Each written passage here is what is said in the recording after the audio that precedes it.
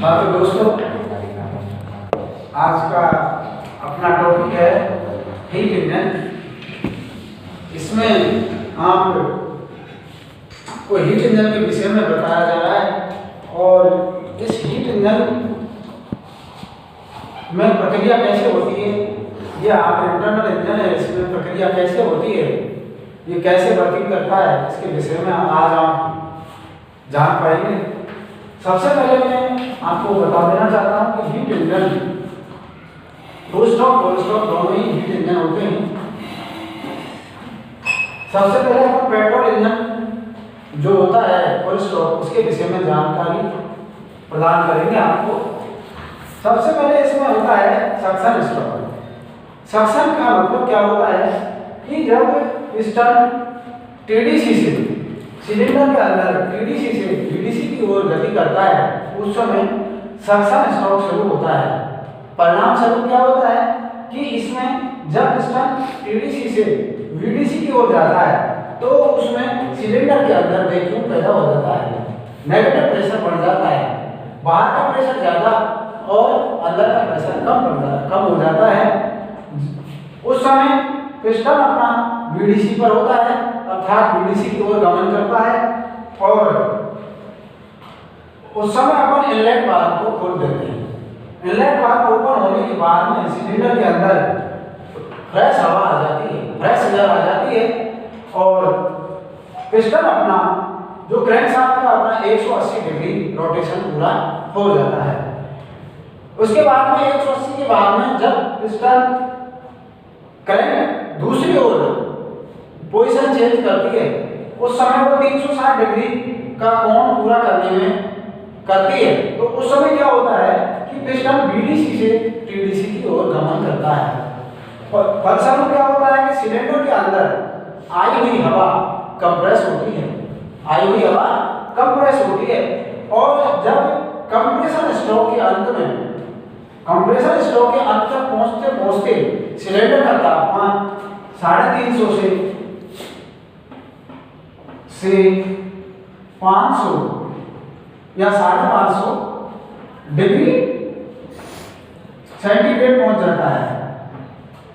कितना पहुंच जाता है? 350 से 550। और कभी कभी अलग अलग इंजन होते हैं, हाई एफिशिएंसी वाले इंजनों में 800 डिग्री सेंटीग्रेड तक तापमान पहुंच जाता है। इस समय क्या होता है कि स्पार्क प्लग के द्वारा स्पार्किंग कर दी जाती है। अगर डीजल गाड़ी का फोर स्ट्रोक इंजन है तो उसमें इंजेक्टर के माध्यम से स्प्रे कर दिया जाता है, इंजेक्टर से इंजेक्शन कर दिया जाता है। तो उस समय क्या होता है कि तापमान ज्यादा है, प्रेशर से अपन इंजेक्शन करेंगे या स्पार्क प्लग के माध्यम से हम इसमें चिंगारी छोड़ेंगे तो उसमें अपना जो कंप्रेस चार्ज है उसमें आग लग जाती है। क्या हो जाती है? आग लग जाती है। आग लगने के बाद में विस्फोट होता है। विस्फोट होने पर उस समय हमारे कंप्रेशन स्ट्रोक में दोनों वाल्व बंद रहते हैं, इनलेट और आउटलेट वाल्व दोनों ही बंद रहते हैं। तो आग लगने पर होता क्या है कि आग क्या है? वाष्प। आग क्या है? वाष्प। वाष्प गैस में बदलती है और गैस का गुण होता है फैलना, और जब फैलती है गैस तो उसे निकलने के लिए कोई ना कोई रास्ता चाहिए, तो उसके पिस्टन पर दबाव मारती है। क्या करती है? दबाव देती है, पिस्टन पर दबाव देती है। पिस्टन नीचे होता है, उस समय हमें पावर प्राप्त हो जाती है। क्या हो जाती है? पावर। विस्फोट हो गया, पावर मिल गई, उसके परिणाम स्वरूप पावर स्ट्रोक के दौरान फिर पावर मिलते ही हमें पिस्टन में दबाव मिलता है, दबाव पड़ता है तो पिस्टन टीडीसी से बीडीसी की ओर गति करता है। पिस्टन नीचे आ जाता है, पिस्टन का 540 डिग्री का कोण बन जाता है। क्रैंकशाफ्ट कितने डिग्री घूम जाती है? 540। 500 बीडीसी पर आते आते 540 डिग्री का कोण बना देती है। उसके बाद में हमारे सिलेंडर के अंदर जो जली हुई गैस है उनको निकालना अति आवश्यक है। सिलेंडर के अंदर जली हुई गैसों का कोई महत्व नहीं रहता, क्योंकि उन गैसों को हम नहीं निकालेंगे तो अगली प्रक्रिया चालू नहीं होगी, प्रेस चार्ज सिलेंडर के अंदर नहीं आएगा और प्रेस चार्ज नहीं आएगा तो हमें पावर कैसे प्राप्त होगी? तो पावर प्राप्त करने के लिए हमें इसमें एग्जॉस्ट स्ट्रोक में जब अपन को जो जली हुई गैसें हैं उनको निकालना जरूरी होता है, तो उस समय पिस्टन बीडीसी से टीडीसी की ओर गति करता है। एग्जॉस्ट स्ट्रोक में बीडीसी से टीडीसी की ओर गति करता है। तब इनलेट वाल्व खोल दिया, इनलेट वाल्व बंद होता है और एग्जॉस्ट वाल्व खोल दिया जाता है। एग्जॉस्ट वाल्व खोल दिया जाता है, परिणाम स्वरूप जो सिलेंडर के अंदर जली हुई गैसें हैं वो बाहर निकल जाती हैं। इस तरह से ये गैसें बाहर निकल गई। उस समय अपना 720 डिग्री का क्रैंकशाफ्ट चक्कर कर चुकी होती है और कैम कितनी करती है अपनी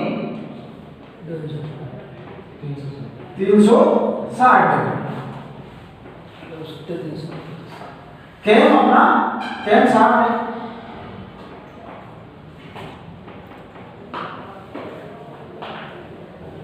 क्रैंकशाफ्ट 720 डिग्री कोण बना लेती है और क्रैंकशाफ्ट अपना 360 डिग्री का कोण बनाती है। अर्थात जितना क्रैंकशाफ्ट चक्कर लगाएगी उसका आधा क्रैंकशाफ्ट चक्कर लगाती है। अर्थात जब क्रैंकशाफ्ट अपने 2 चक्कर पूरा कर देगी तब हमें पावर प्राप्त होगी। जब 2 चक्कर क्रैंकशाफ्ट पूरा कर देगी तो हमें एक बार पावर प्राप्त होगी। अर्थात 720 डिग्री का क्रैंकशाफ्ट चक्कर लगाने के बाद 360 डिग्री में एक बार हमें पावर प्राप्त हो जाती है। पावर स्ट्रोक के दौरान जब क्रैंकशाफ्ट 540 डिग्री पूरा करती है तो उस समय हमें हमारी क्रैंकशाफ्ट 270 डिग्री का कोण बनाती है। आपको शॉर्ट में मैं बता देता हूं कि जब सक्शन स्ट्रोक में 180 डिग्री का कोण क्रैंकशाफ्ट लगाएगी तो क्रैंकशाफ्ट 90 डिग्री का कोण बनाएगी।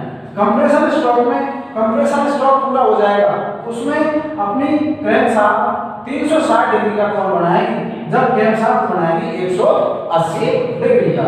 पावर स्ट्रोक पूरा होने तक क्रैंकशाफ्ट 540 डिग्री का कोण बनाएगी, उस समय हमारी क्रैंकशाफ्ट बनाएगी 270 डिग्री का। और एग्जॉस्ट स्ट्रोक पूरा होने तक 720 डिग्री का क्रैंकशाफ्ट चक्कर लगाएगी, उस समय हमारी क्रैंकशाफ्ट लगाएगी 360 डिग्री का। तो कहने का मतलब यही है कि 4 स्ट्रोक इंजन वह होता है जिसमें क्रैंकशाफ्ट के पूरे चक्कर अर्थात 180 180 180 180 4 स्ट्रोक में एक बार पावर प्राप्त होती है, वो 4 स्ट्रोक इंजन कहलाता है। अर्थात क्रैंकशाफ्ट के 720 डिग्री में क्रैंकशाफ्ट का 360 डिग्री का कोण बनाने पर हमें पावर प्राप्त होती है। आज आप इसके माध्यम से इसको समझ पाए होंगे। अगला वीडियो हम डालेंगे, बंधुओं ध्यान से सुनना और उस पर विचार भी करना, जो भी समस्या है आगे बताएंगे हम आपको।